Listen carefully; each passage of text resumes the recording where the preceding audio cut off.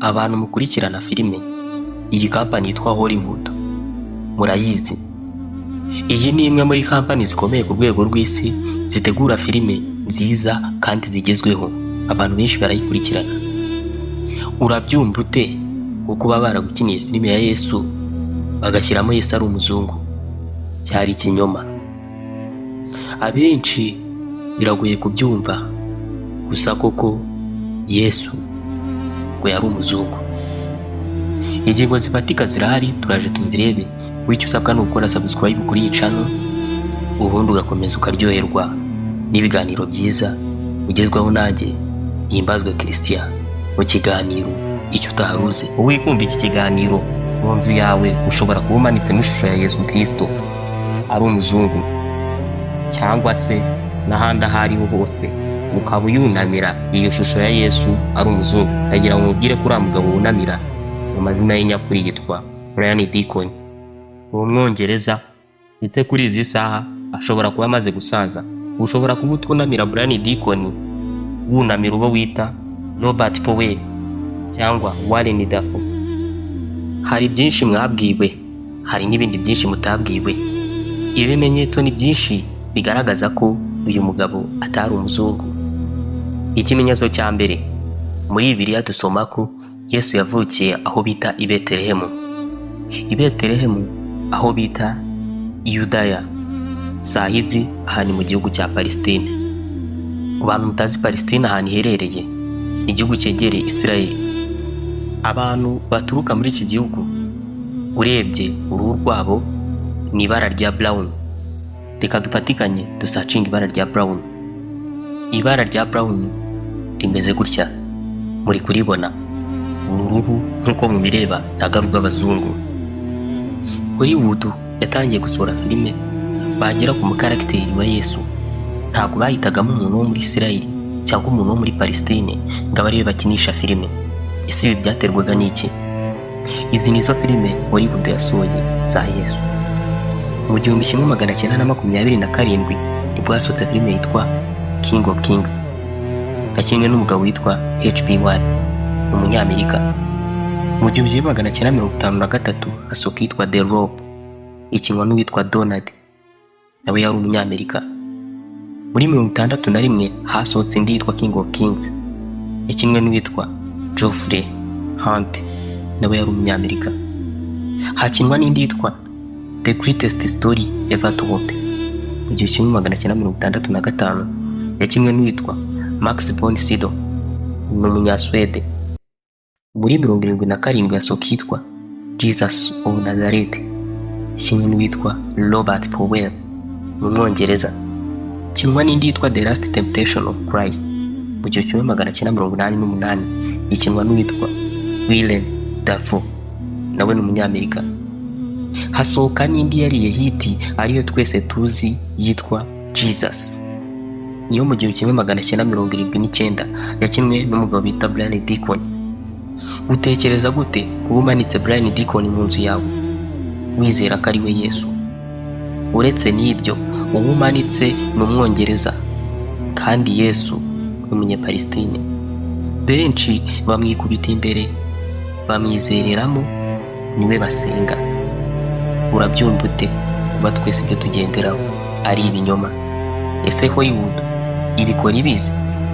Tuve mu magambo, twifashishe Bibiliya, ko Bibiliya ni igisubizo cya byose.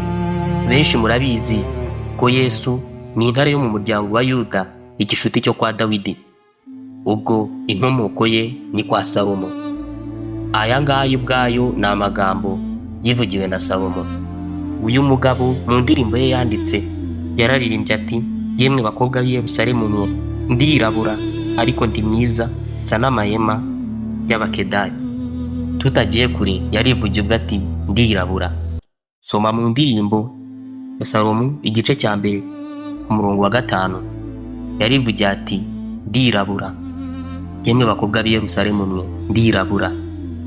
Turetse n'ibyo, umwami Yesu yakomotse kwa Salomo, bivuze ngo umwe mu bamubyaye harimo abagore ba Salomo.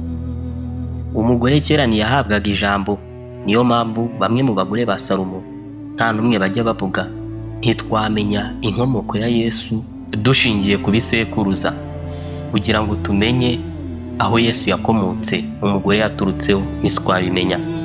Gusa bamwe mu bagore bahuye na Salomo harimo umwamikazi wo muri Ethiopia ariwe bita Queen of Sheba. Ubwo urumva ubwo bahuye baca umugani mu Kinyarwanda ngo abagore bose nabo umwami. Urabyumva ute aramutse abaye yari umugore we, cyangwa nubwo ataba ari umugore we se Salomo umuntu yakundaga abagore yaramusize?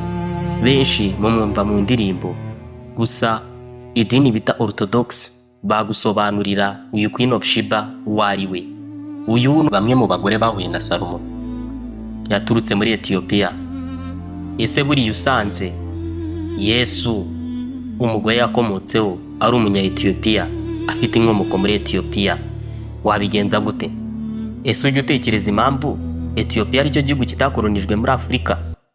Iki gihugu cyanze kwizera iyobokamana kuko hari ibitabo byinshi iyobokamana rihisha.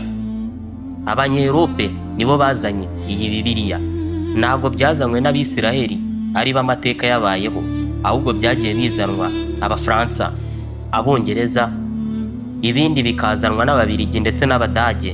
Kuki bitazanwaga n'Abisiraheli kandi aya mateka aribo yerekeyeho? Kuki byavanwaga i Roma bikigishwa n'abamisiyoneri baturutse mu bihugu nk'Ububirigi, Ubwongereza, Ubufaransa ndetse n'ibindi? Hari byo byadukolonije. Ese kuki abanya-Ethiopia banze kubyemera? Iki gihugu gifite byinshi gihishe, birimo n'indi Bibiliya yanze kwemerwa, abazungu banze kwemera. Iyi Bibiliya ariyo yitwa Ethiopian Orthodox Tewahedo Bible cyangwa se Ethiopian Orthodox Tewahedo Church Bible. Mu gihe Bibiliya yera igizwe n'ibitabo 66, Bibiliya ntagatifu y'Abakatolike ikaba igizwe n'ibitabo 73. Iyi ngiyi yo muri Ethiopia igizwe n'ibitabo 81. Ese ni ukubera iki hari ibitabo byahishwe bikanga gusohorwa? Ese ni ukubera iki Ethiopia yanze gukolonizwa, yanze kwigishwa iryo yobokamana ryabo? Iki gihugu gifite ukuri kwinshi gihishe, niyo mpamvu amateka menshi ari twe tuyafite Abanyafurika. Ni nayo mpamvu igihugu cya Ethiopia kitakolonijwe, n'izindi mpamvu nyinshi zituma kitarakolonijwe. Gusa mu nzira y'iyobokamana ni iyi mpamvu. Bijya bivugwa ko abami benshi bo mu Rwanda, abo bita ibimanuka, baturutse mu majyaruguru y'Iburasirazuba bwa Afurika, ariho harimo ibi bihugu bya Ethiopia. Urabyumva ute uramutse usanze bamwe mu bami ba mbere b'u Rwanda bafite aho bahuriye n'inkomoko ya Yesu Kristo ariyo mu gihugu cya Ethiopia? Ngayo nguko. Mwakoze cyane gukurikirana ikiganiro icyo utaruzi. Ni jyewe Ihimbazwe.